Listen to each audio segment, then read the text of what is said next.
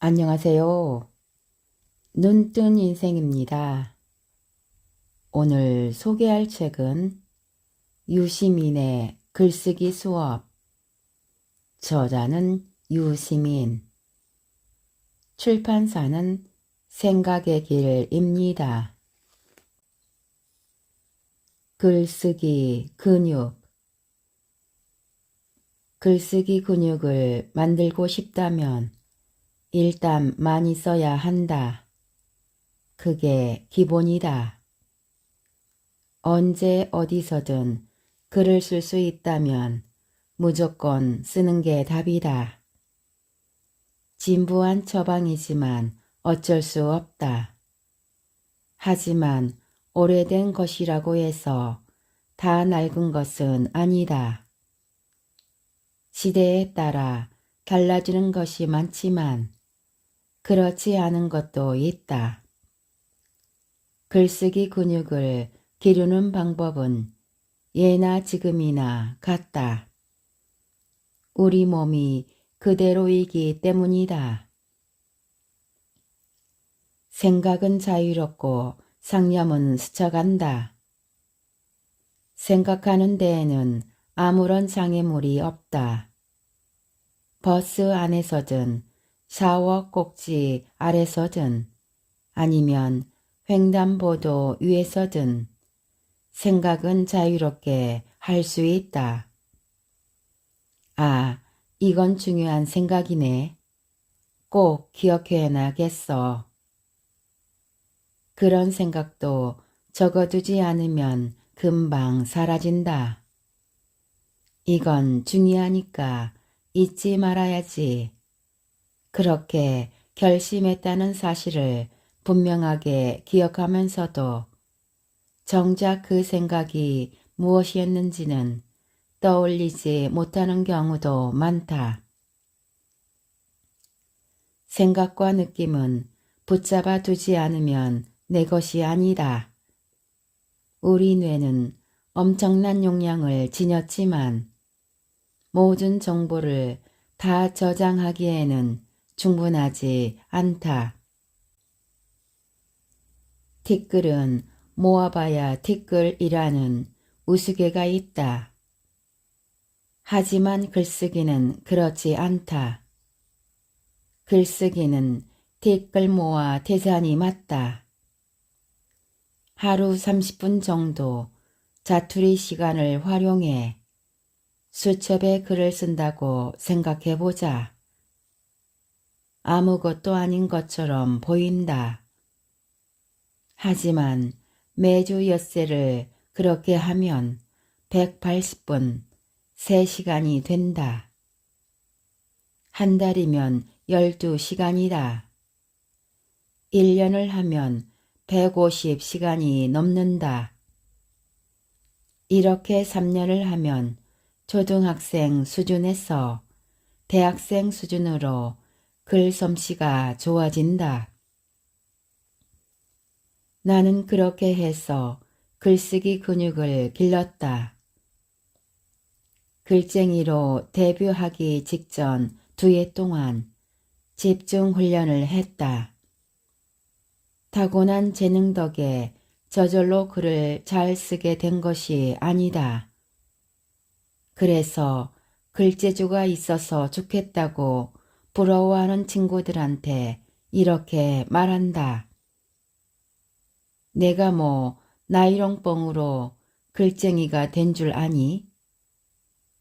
나이롱뽕은 1970년대에 널리 유행했던 화투 놀이다.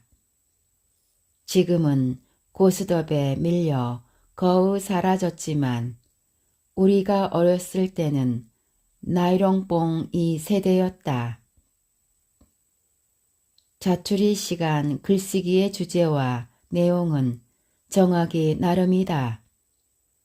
출근길 버스나 지하철 풍경을 그려도 좋고 단골 카페 인테리어를 모사해도 좋다.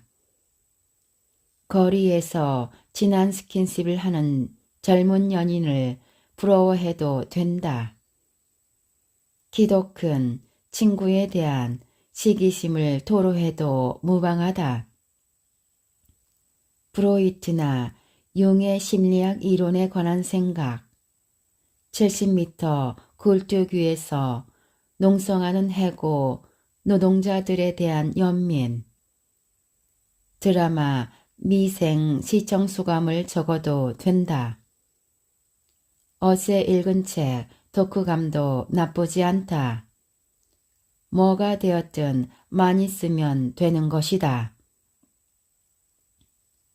눈에 보이는 것을 묘사하는 방법도 있다. 창조의 시작은 모방이다. 인간의 표현 행위는 자연을 모사하는 데에서 출발한다. 알타미라 동굴벽화와 고구려 고분벽화 모두 자연과 인간의 겉모습을 그린 것이었다. 사람의 몸을 비틀고 찍고 조합한 게르니카로 유명한 화가 피카소가 3살 때부터 처음 그린 것은 비둘기 발이었다. 그가 10살도 되기 전에 연필로 그린 말은 금방 종이 밖으로 뛰쳐나올 것처럼 실감이 난다. 글도 그림과 닿을 것 없다. 보이는 것에서 시작해서 귀로 듣는 것을 거쳐 마음으로 느끼고 머리로 생각하는 것을 적으면 된다. 중요한 것은 뭐든 많이 쓰는 것이다. 문자로 쓰지 않은 것은 아직 자기의 사상이 아니다. 글로 쓰지 않으면 아직은 논리가 아니다. 글로 표현해야 비로소 자기의 사상과 논리가 된다. 아직 완전하다고는 할 수 없지만 오늘날 우리는 과거와 비교할 수 없을 정도로 폭넓은 표현의 자유를 누리며 산다. 지금은 메모지를 없애지 않아도 된다. 한 장씩 떼서 날짜를 적어 서랍에 넣어 두었다가 여유가 있을 때 마음에 드는 것을 골라 제대로 된 문장으로 쓴 다음 컴퓨터 문서 디렉터리에 차곡차곡 쌓아두면 좋다. 가끔씩 서너 달 전에 쓴 것을 읽어보면 19은 마음에 들지 않을 것이다. 문장이 유치하고 묘사가 서툴고 논리가 엉성해 보일 것이다. 그렇다면 축하할 일이다. 글이 늘었다는 증거이기 때문이다. 키가 자라고 몸이 커지고 정신이 성장하면 예전에 입던 옷이 작아지고 예전에 하던 놀이가 유치해 보이는 것처럼 글이 늘면 3달 전에 쓴 글이 유치하고 서툴고 엉성해 보인다. 짧은 글쓰기. 어떤 작가는 하루에 원고지 수십 장 분량의 글을 쓴다. 전적이 넘는 책을 내는 지식인도 있다. 글쓰기가 손에 익지 않아서 컴퓨터 모니터 한 면을 채우는 것조차 어렵게 느끼는 사람에게는 부러워할 만한 일이다. 아무나 다 글을 빨리 쓰는 게 아니다. 벽돌만큼 두꺼운 책도 아무나 쓰는 게 아니다. 그것도 분명 귀한 능력이다. 하지만 빨리 쓴 글, 두꺼운 책이 훌륭하다는 보장은 없다. 글은 길게 쓰는 것보다 짧게 잘 쓰기가 어렵다. 똑같은 정보와 논리를 담는다면 이천자보다는 천자로 쓰는 게 낫다. 이유는 자명하다. 읽는데 시간이 덜 드는 만큼 경제적 효율성이 높다. 짧은 글이 좋은 이유는 또 있다. 같은 내용을 절반 분량에 담으려면 어떤 방법으로든 압축을 해야 한다. 압축하려면 군더더기가 없애야 하기 때문에 글의 예술성이 높아진다. 글을 압축하는 기술을 익히려면 분량을 정해두고 짧은 글쓰기를 해야 한다. 500자, 1000자, 2000자 다 괜찮다. 각자 형편에 따라 정하면 된다. 내가 청년 시절에 썼던 불법 유인물은 8절지의 한 면이 기본이었다. 그렇게 된 것은 운동권의 형편 때문이었다. 수시로 을지로 인쇄 골목을 순찰하는 정보 형사들의 감시를 피해 최대한 신속하게 인쇄를 마쳐야 했기 때문에 양면 인쇄는 어려웠다. 원고량이 넘쳐 8절지 2장으로 단면 인쇄를 할 경우 종이값과 인쇄비가 2배로 들 뿐만 아니라 스테이플러로 찍는데 또 시간이 걸렸다.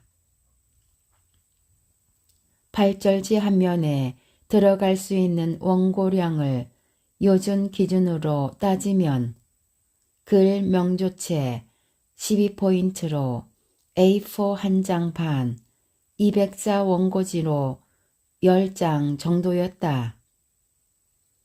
백지의 손으로 초안을 쓰면서 글자 수를 헤아려 넘치면 줄이고 모자라면 보충했다. 이런 식으로 꾸준히 글을 쓰면 무슨 문제든 분량에 맞게 정보를 압축하고 논리를 정돈하는 습관이 생긴다. 예컨대 구로공단 어느 회사의 부당노동 행위와 경찰의 노조 탄압을 규탄하는 유인물을 쓰는 경우 현장 노동자들이 보낸 자료와 활동가들의 보고서를 읽는 동안 머릿속으로 끊임없이 원고 분량을 가늠해 보게 되는 것이다. 동아일보를 비롯한 여러 신문 칼럼을 연재할 때도 비슷한 분량으로 글을 썼다. 신문 칼럼은 띄어쓰기를 포함해 2000자 정도 된다. 조금 모자라는 건 여백을 두어 편집하면 되니까 괜찮지만 넘치면 곤란하다. 글을 줄이거나 잘라내야 한다. 그럴 때면 담당 기자가 전화를 해서 몇 자를 줄여달라고 요구하거나 어디를 어떻게 해서 몇 글자를 잘라내야겠다고 양해를 구한다. 나름 완성도를 갖추어 기고한 글을 분량이 많다는 이유 때문에 잘라내면 기분이 좋을 리 없다. 매주 2000자 칼럼을 쓰는 것은 흥미진진한 일이었다. 나라 안팎에서 일어나는 중요한 사건을 주의 깊게 살펴 독자들이 관심을 가진 이슈를 찾아내야 했다. 너무 크고 복잡한 문제는 건너뛰었다. 2000자에 억지로 우겨 넣으려면 글을 쓰기도 어렵고 재미도 적기 때문이었다. 너무 단순한 이슈도 다루지 않았다. 2000자를 채우려면 하지 않아도 될 이야기를 섞어야 해서 글이 헐렁해졌기 때문이다. 사람이 적응하지 못하는 환경은 없다. 신문 칼럼 쓰는 것이 직업이 되면 세상 모든 문제를 이 천자에 맞추어 보게 된다. 그러면 칼럼 쓰기가 한결 편해진다. 그런데 여기에는 심각한 부작용이 따른다. 네모난 창으로 보면 하늘이 네모로 보이고 둥근 창으로 보면 둥글게 보이는 것처럼 이 천자 칼럼이라는 창으로 세상을 보면 그에 맞는 것만 보인다. 칼럼 한편으로 다룰 수 있을 만한 것만 눈에 들어오는 것이다. 글 쓰는 호흡도 이 천자에 맞추어진다. 더 작게 쓰거나 더 길게 쓰는 것이 점점 어려워진다. 신문 기자들 중에는 문청 출신이 은근히 많다. 작가가 되기를 꿈꾸었던 문학 청년이 뜻을 잠시 미루고 기자가 된 것이다. 소설을 습작하던 문청 출신 기자도 몇 년 동안 사회부, 정치부, 경제부를 옮겨 다니면서 600자나 800자 보도 기사만 쓰다 보면 긴 글을 잘 쓰지 못하게 된다. 20여 년 기자로 뛴 끝에 논설위원이 되면 이 천자 칼럼 쓰는 데에도 어려움을 겪는다. 이런 것을 두고 글의 호흡이 짧아졌다고 한다. 방송 기자는 더하다. 방송 뉴스 리포트는 길어야 2분을 넘기가 어렵다.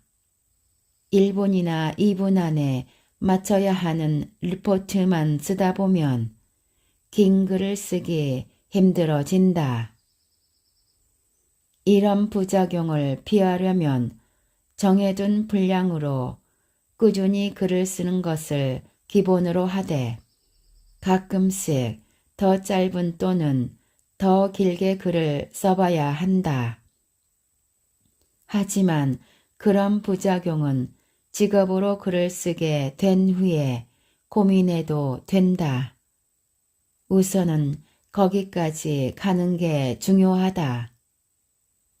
직무를 수행하기 위해 글을 써야 하는 사람, 동호회 게시판이나 블로그에 하고 싶은 이야기를 쓰는 사람, 공부를 하거나 시험을 통과하기 위해 글쓰기 훈련을 하는 사람은 분량을 엄격하게 정해두고 글을 쓰는 게 좋다. 그렇게 해야 압축의 미학과 경제적 효율성을 갖춘 글을 연습할 수 있다. 몇 글자로 쓸지는 형편에 맞게 정하면 된다. 블로그나 카페에 올리는 글은 특별한 기준이 없다. 네티즌들이 지나치게 긴 글은 피하는 경향이 있다는 사실만 고려하면 된다. 지나치게 길지만 않다면 크게 상관없다. 하지만 업무 수행을 위해 쓰는 글은 그렇지 않다. 어느 조직이든 업무의 성격과 지위에 따라 일반적으로 통용되는 보고서나 기획서 분량이 있다. 회사원이라면 상사의 취향에 맞추어야 한다. 사장님이 12포인트 글씨로 A4 반쪽이 넘는 보고서를 참지 못하는 성격이라면 평소 모든 글을 A4 반쪽 분량으로 정리하는 습관을 길러야 한다. 국장님이 10포인트 글씨로 A4 두 쪽 정도의 비교적 상세한 보고서를 선호하는 편이라면 그 비슷한 분량의 글을 쓰는 습관을 길러야 한다. 민간 중소기업에서부터 육군 본부와 대통령 비서실까지 조직사회에서는 읽는 사람들의 취향에 맞추어 분량을 정하는 게 정답이다. 군더더기 없애는 법. 긴 글보다는 짧은 글쓰기가 어렵다. 짧은 글을 쓰려면 정보와 논리를 압축하는 법을 알아야 하기 때문이다. 가장 중요한 압축 기술은 두 가지다. 첫째, 문장을 되도록 짧고 간단하게 쓴다. 둘째, 군더더기를 없앤다. 문장을 짧게 쓰려면 복문을 피하고 단문을 써야 한다. 여기서 복문은 주술 관계가 둘 이상 있는 모든 형태의 문장이다. 복수의 문장을 대등하게 연결하는 중문 한 문장이 다른 문장의 성분이 되는 좁은 의미의 복문, 중문과 복문을 모두 가진 혼성문을 한데 묶어 복문이라고 하자.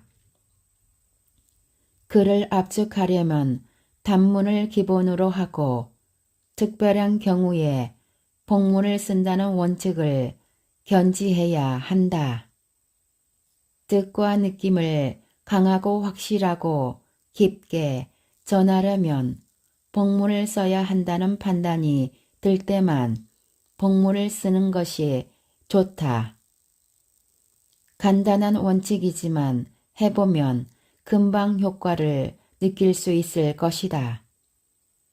다음은 군더더기를 없애는 것이다.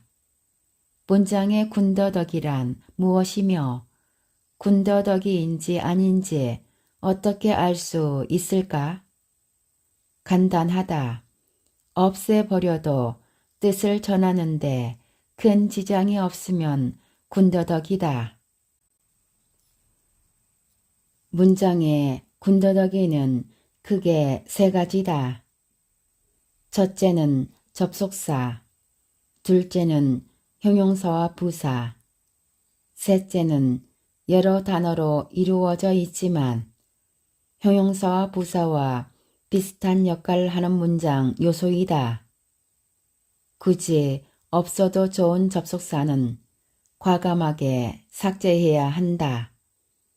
단문으로 글을 이어갈 때 문장 사이에 매번 그러나, 그리고, 그러므로, 그런데, 그렇지만 같은 접속사를 넣는 것은 나쁜 습관이다. 문장은 뜻을 담고 있다. 그 뜻이 자연스럽게 이어지면 접속사가 없어도 된다. 단문을 기본으로 쓰고 불필요한 접속사를 생략하기만 해도 글을 조금은 압축할 수 있다. 부사와 형용사도 적게 쓸수록 좋다. 이미 완성된 문장이라도 반드시 있어야 할 이유가 없는 문장 요소가 있으면 과감하게 빼야 한다. 실제로 그렇게 해보면 주로 부사와 형용사를 삭제하게 된다. 속도감 있는 문장을 쓰는 작가 스티븐 킹도 유혹하는 글쓰기에서 부사를 없애라고 권했다. 소통의 비결. 글을 쓸 때는 주제를 뚜렷이 하고 꼭 필요한 사실과 정보를 담는다. 사실과 정보를 논리적 관계로 묶어줄 때는 정확한 어휘를 선택해서 말하듯 자연스러운 문장으로 표현한다. 중복을 피하고 군더더기를 덜어냄으로써 글을 최대한 압축한다. 하지만 이것이 전부는 아니다. 아직 말하지 않는 영업 기밀이 하나 더 있다. 독자들은 내 글이 쉽다고 말한다. 예전에 썼던 신문 컬럼도 기자들 말로 연록률이 높았다. 오피니언 페이지를 별로 좋아하지 않는 중년 여성 독자들도 내 컬럼은 즐겨 읽는다고 했다. 쉽다고 해서 무조건 좋다고 할 수는 없다. 하지만 기왕이면 쉬운 게 낫긴 낫다. 아무리 좋은 내용이라도 너무 어렵게 써놓으면 독자가 이해를 못하기 때문이다. 이해하지 못하는 글로는 소통도 교감도 할 수 없다. 내 글이 왜 쉬울까? 쉬운 주제를 일상용어로 써서 그런 게 아니다. 어려운 용어를 쓰고 복잡한 문제를 다루어도 독자가 쉽다고 느낄 수 있도록 써서 그런 것이다. 나는 주제에 대해 특별한 지식이나 경험이 없는 사람도 주의 깊게 읽기만 하면 충분히 이해할 수 있게끔 텍스트를 쓴다. 어떤 주제, 어떤 형식의 글이든 마찬가지다. 읽기 쉬운 글이라고 해서 쓰기도 쉬운 건 아니다. 쉽게 쓰기가 오히려 더 어렵다. 나는 책 읽기를 좋아한다. 그러나 무슨 말인지 알아보기 어려운 책은 싫다. 지나치게 길고 복잡한 문장도 싫고 전문가라야 이해할 수 있는 난해한 용어도 싫다. 따로 검색해야 알 수 있는 이름과 학설을 아무 설명 없이 나열한 글도 싫다.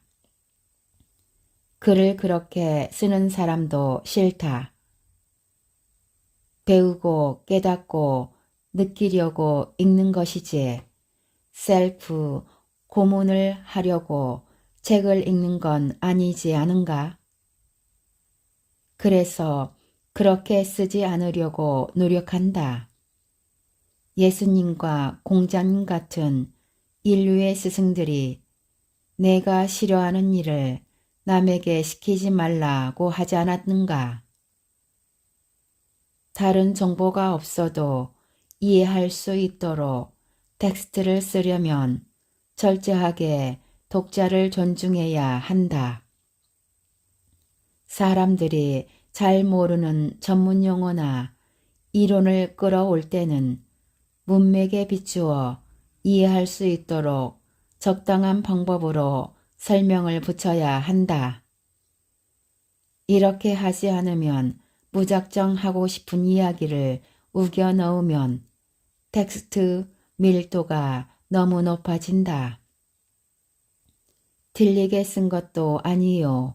흉하게 쓴 것도 아니지만 그런 글은 독자를 괴롭힌다.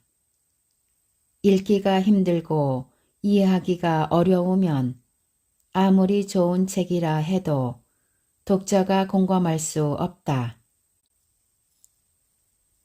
글은 자기 자신을 표현하고 타인과 소통하는 수단이다. 실용적인 면에서든 윤리적인 면에서든 읽는 사람에게 고통과 좌절감을 주는 글은 훌륭한 소통 수단이 될 수 없다. 타인에게 텍스트를 내놓을 때는 텍스트 자체만 읽어도 이해할 수 있도록 쓰려고 노력해야 한다. 그게 글 쓰는 사람이 지녀야 할 마땅한 자세라고 생각한다. 그런 자세를 유지하려면 지식과 전문성을 내보이려는 욕망을 버려야 한다. 왜 글을 쓰는가? 어떻게 하면 잘 쓸 수 있는지 고민하고 있는 사람한테 왜 쓰냐고 묻다니 필요 없는 질문일 수도 있다. 그런데 사실 그렇지 않다. 잘 쓰려면 왜 쓰는지를 잊지 말아야 한다. 왜 쓰는지 모르면 잘 쓸 수 없기 때문이다. 글쓰기는 자기 자신을 표현하는 행위다.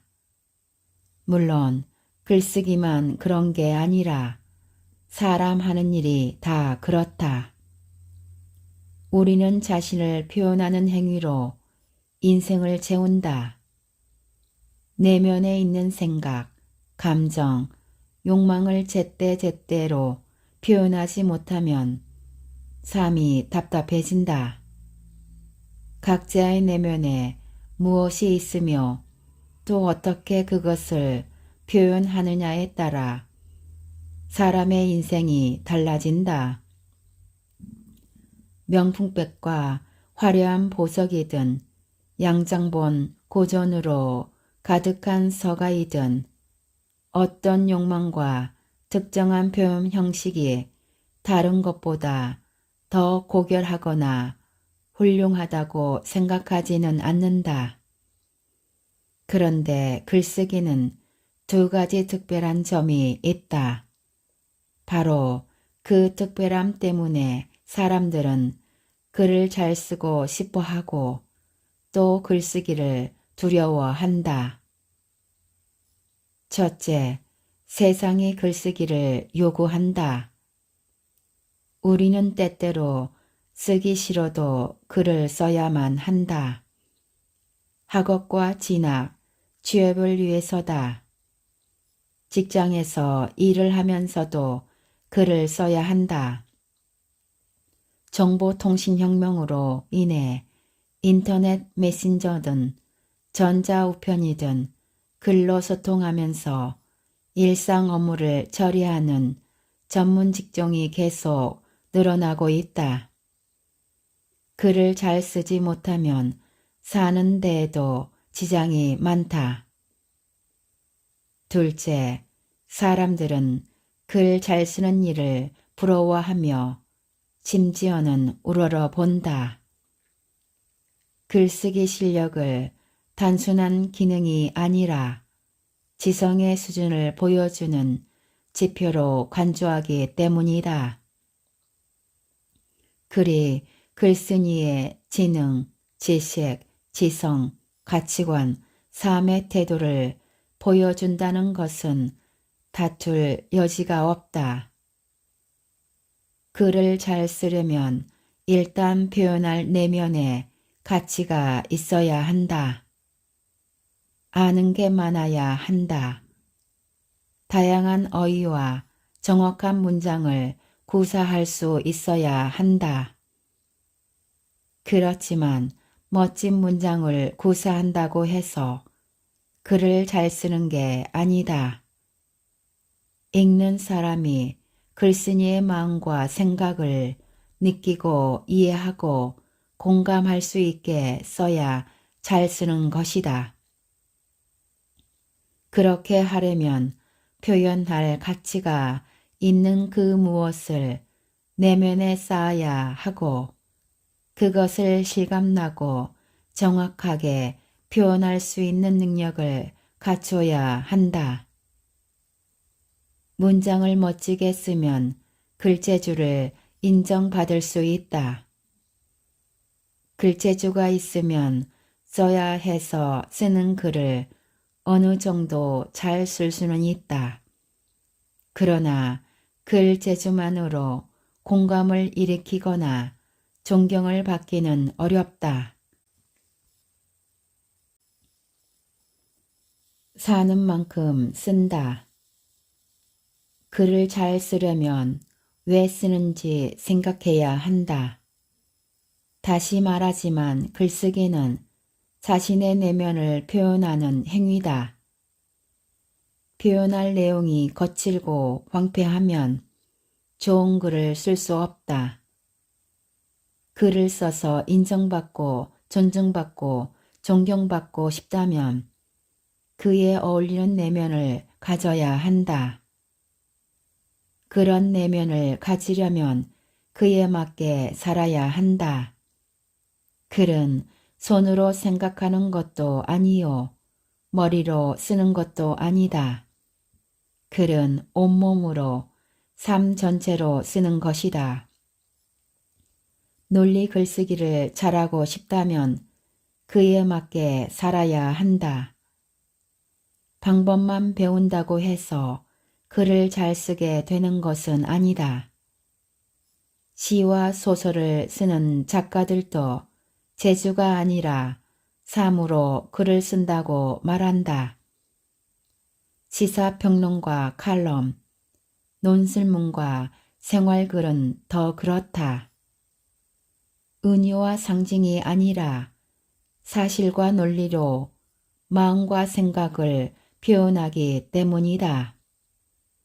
기술은 필요하지만 기술만으로 잘 쓸 수는 없다. 잘 살아야 잘 쓸 수 있다. 살면서 얻는 감정과 생각이 내면에 쌓여 넘쳐 흐르면 저절로 글이 된다. 그 감정과 생각이 공감을 얻을 경우 짧은 글로도 사람들의 마음을 움직이고 세상사에 영향을 줄 수 있다. 기술만으로는 훌륭한 글을 쓰지 못한다. 글 쓰는 방법을 아무리 열심히 공부해도 내면에 표현할 가치가 있는 생각과 감정이 없으면 아무런 소용이 없다. 훌륭한 생각을 하고 사람다운 감정을 느끼면서 의미 있는 삶을 살아야 그런 삶과 어울리는 글을 쓸 수 있게 된다. 논리 글쓰기를 잘 하려면 합리적으로 생각하고 떳떳하게 살아야 한다. 무엇이 내게 이로운지 생각하기에 앞서 어떻게 하는 것이 옳은지 고민해야 한다. 때로는 불이익을 감수하고서라도 스스로 옳다고 생각하는 원칙에 따라 행동할 수 있어야 한다. 기술만으로 쓴 글은 누구의 마음도 안착하지 못한 채 허공을 떠돌다 사라질 뿐이다.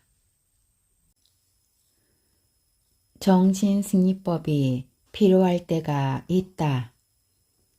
글쓰기가 힘이 들 때, 어려움을 참고 견디면서 글을 써야 할 때 그런 것이 있으면 좋다. 이렇게 가정하자. 누구도 생각을 솔직하게 밝히는 글을 쓸 자유가 없다. 그렇게 하려면 목숨을 걸어야 한다. 자칫 권력자의 심기를 거스르면 자기 자신만이 아니라 가족과 일가 친척까지 몰살당할 수 있다. 그래서 자기가 쓴 글을 세상에 내보내려면 큰 위험을 감수해야 하고 신분을 철저하게 감춰야 한다. 나아가 그런 세상에서 나 혼자 특권을 누린다고 가정하자. 나는 생각하는 대로 글을 써도 되고 원하면 언제든 세상 사람들에게 글을 보여줄 수 있다. 이런 특권 때문에 힘들어하거나 세상을 원망할 사람이 있을까? 아마 별로 없을 것이다. 나는 글쓰기가 힘들 때 그렇게 상상하면서 행운에 감사한다. 우리 세대는 국가, 정부, 사회, 정의, 평등, 민주주의 같은 주제에 대해 글을 쓰는 것이 중대 범죄가 되는 세상에서 인생의 절반을 살았다. 나는 29살이 되어서야 말할 자유, 글 쓸 자유를 얻었다. 이 자유가 얼마나 귀한 것인지 잘 안다. 어떤 사람들은 엄청나게 큰 행운을 손에 놓고도 그게 행운인 줄 모른다. 이미 가지고 있는 것만으로 행복해질 수 있는데도 꼭 필요하지도 않은 다른 것을 찾으려고 몸부림친다. 그렇게 살면서 자신과 타인을 괴롭힌다. 행운을 행운으로 알고 자기가 가진 것을 소중하게 여기면 삶이 훨씬 즐겁고 행복해진다는 것을 모른다. 글을 쓸 자유도 바로 그런 행운 가운데 하나라고 나는 생각한다. 이 책을 쓰는 나도 책을 읽는 독자도 모두 운이 좋다. 무엇보다 먼저 생명을 얻은 것 자체가 행운이다. 다른 동물이 아니라 의식과 자아 정체성을 가진 인간으로 태어난 것은 더 큰 행운이다. 사람이 아니라 지렁이나 달팽이로 태어났다고 생각해보라. 대한민국에서 태어난 것도 무시해서는 안 될 행운이다. 한글과 보통 교육제도 덕분에 우리는 아주 쉽게 글을 배웠다. 만약 글쓰기 때문에 스트레스를 받고 있다면 문자라는 것이 아주 오랜 세월 동안 오직 극소수만이 누린 특권이었다는 사실을 떠올려 보라. 지금 우리 모두는 그런 특권을 누리며 산다. 현생 인류가 지구 행성에 나타난 것은 아주 오래전이다. 증거가 많지 않고 학설과 해석이 다양해서 확실하게 말하기는 어렵지만 보통 현생 인류의 역사를 길게는 400만 년, 작게는 20만 년 정도로 추정한다. 현재까지 연구자들이 수집한 증거와 연구 결과를 종합해보면 현생 인류는 아프리카에서 처음 나타나 지구 표면 전체로 퍼져나갔으며 정착한 모든 곳에서 다른 종을 압도하는 생존 능력을 보였다. 그 긴 시간의 대부분을 인류는 문자 없이 살았다. 겨우 5,000년 전부터 점토판이나 동물뼈, 풀잎, 돌, 죽간의 문자로 무엇인가를 기록하기 시작했다. 글을 읽고 쓰는 사람은 무시해도 좋을 만큼 적었다. 중국에서 종이를 발명하고 유럽에서 금속 활자와 인쇄기가 널리 보급된 후에도 사람들은 대부분 문자와 별 관계없이 살았다. 어느 대륙, 어느 지역에서든 글쓰기는 권력을 가진 소수 집단과 그들을 위해 복무한 지식계급의 특권이었다. 20세기 들어 문명 국가들이 보통 교육을 실시한 후에야 비로소 다수 대중이 문자를 깨치고 글을 쓸 수 있게 되었다. 이런 시대에 태어난 것을 어찌 행운이라 하지 않겠는가? 글을 읽고 쓰는 것이 만인의 자유가 되었다고 해서 실제로 많은 사람이 글을 쓴 것은 아니었다. 자기가 쓴 글을 남에게 보여줄 수 있는 사람은 더욱 적었다. 글을 인쇄하고 전파하는데 적지 않은 비용이 들었기 때문이다. 능력을 인정받아 직업으로 글을 쓰는 작가, 언론인, 학자, 지식인만이 책과 신문과 논문으로 글을 유통시킬 수 있었다. 그런데 20세기 막바지에 컴퓨터와 인터넷, 새로운 무선 통신 기술이 등장하면서 글의 유통을 방해하는 장벽이 사라져 버렸다. 지금은 타인의 이해와 공감을 불러일으키는 글을 쓰는 능력이 있다면 누구나 돈 한 푼 들이지 않고서도 지구촌 방방곡곡에 글을 내보낼 수 있다. 의미 있는 정보와 자료를 모으고 그런 것을 활용해 글을 쓰고 그 글을 세상에 내보내는 것이 말 그대로 만인이 누리는 보편적 권리가 되었다. 사상과 표현의 자유를 보장하는 민주주의 국가에서는 누구나 그 권리를 마음껏 행사할 수 있다. 정보통신혁명의 물결이 보통 사람과 지식계급을 나누었던 장벽을 소리 없이 무너뜨린 것이다. 이것이 축복이 아니라면 무엇이 축복이라 할 수 있겠는가? 우리는 글쓰기와 관련하여 남달리 유리한 문화적 조건을 가지고 있었다. 그래서 정보통신혁명이 불러온 문명의 변화를 쉽게 받아들이고 활용할 수 있었다. 정부를 수립한 1948년경에는 절반 가까운 국민이 글을 읽고 쓸 수 있었다. 수천 년 왕조 국가 시대와 40여 년 식민지배, 3년에 걸쳐 300만 명 넘게 죽고 닫힌 내전의 비극을 연이어 겪은 지구 행성에서 제일 가난한 국가였지만 우리는 지구촌 다른 신생 국가에는 없었던 문화 자본을 보유하고 있었다.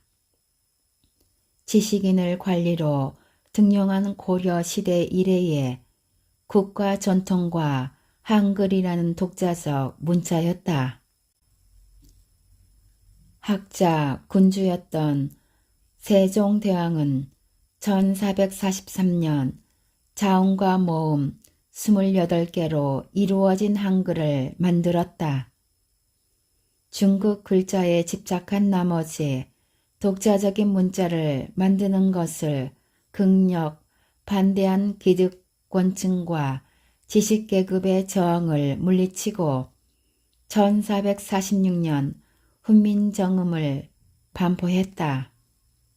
하고 싶은 말이 있어도 글이 없어서 말할 수 없었던 백성에게 보통 수준의 지능을 가진 사람이라면 며칠 안에 익힐 수 있는 문자를 준 것이다.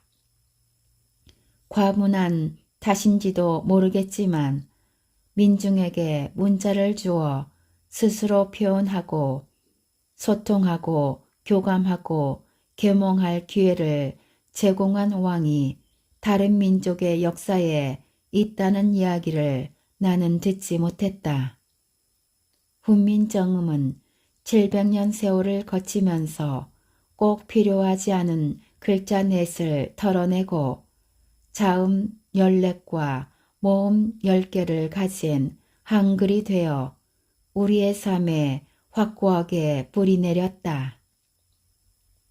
세종대왕은 인자한 군주가 아니었다. 왕의 가마가 부러졌다고 과학자 장영실을 곤장을 때려 내쫓았고 사소한 연애 사건을 일으켰다는 이유로 궁녀를 처형했다. 두만강 육진 지역을 우리 영토로 만들 목적으로 강력한 강제 이주 정책을 시행해 백성을 괴롭히기도 했다. 세종대왕이 과연 위대한 군주였는지에 대해서는 얼마든지 다툴 수 있다. 그러나 한글을 창제, 반포한 것이 위대한 일이었다는 것은 다툴 여지가 없다. 나는 세종대왕이 인류 역사를 통틀어 가장 위대한 일을 한 군주라고 생각한다. 게다가 우리는 정부 수립과 동시에 보통 교육 제도를 시행했으며 국민들은 교육열이 높다. 오늘날 대한민국은 모든 국민이 중등교육을 받으며 고등학교를 마친 청년들 10 가운데 7이 대학에 진학한다. 과학기술의 발전과 정보통신혁명으로 인해 글을 써야 하는 사람이 크게 늘어났다. 새로운 지식과 기술이 부와 권력을 만들어내고 엄청난 양의 정보가 빛과 같은 속도로 지구촌에 퍼져나가는 시대가 되었다. 이런 시대에 글을 잘 쓰지 못하면 학업과 사회생활을 잘해 나가기 어렵다.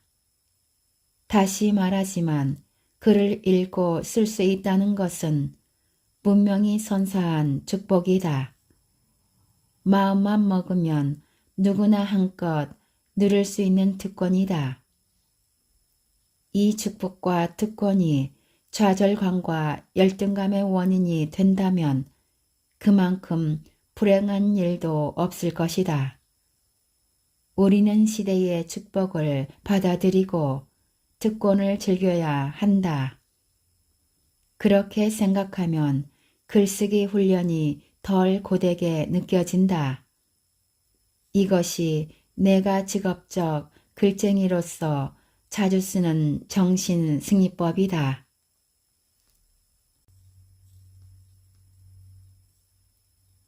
지금까지 유시민의 글쓰기 특강에서 일부 발췌하여 읽어드렸습니다.